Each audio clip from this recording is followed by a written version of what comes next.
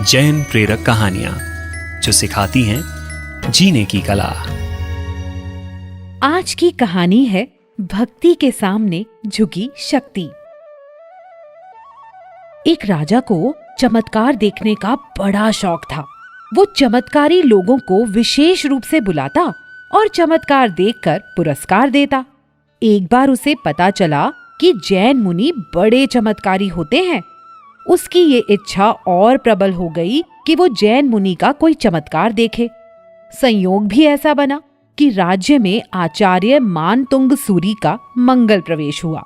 राजा ने उन्हें संदेश भिजवाया कि वो राजा को कोई चमत्कार दिखाएं। आचार्य प्रवर ने कहा, चमत्कार दिखाकर लोगों को प्रभावित करना जैन मुनि के लिए आचरण विरुद्ध है। वे कोई चमत्कार नहीं करते, वरन उनके तप त्यागमय जीवन से अपने आप चमत्कार हो जाते हैं। राजा ने इस बात को नहीं माना। राजा ने कड़क भाषा में आदेश भिजवाया कि वे चमत्कार दिखलाएं, वरना उन्हें मृत्यु दंड दे दिया जाएगा। आचार्य प्रवर ने कहा, मुझे मौत का कोई भय नहीं। राजा मृत्यु भय से पापी लोगों को डराएं। जैन मुनि निर्भय और स्वाधीन होते हैं।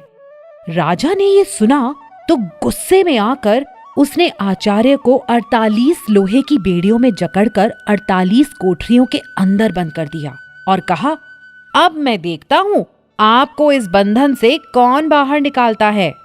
आचार्य प्रवर मुस्कुराए और कहने लगे, जिसके साथ प्रभु का वरद हस्त है, भला उसके लिए क्या बंधन।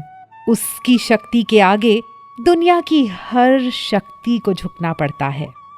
आचार्य प्रवर भगवान श्री आदिनाथ की भक्ति करते हुए प्रभु से एक मेघ होने लगे। कहते हैं, प्रभु भक्ति में इधर एक एक स्तुति गाते चले गए और उधर एक एक बेड़ी और कोठरी के ताले अपने आप टूटते चले गए। राजा को पता चला तो वो भागा भागा आया।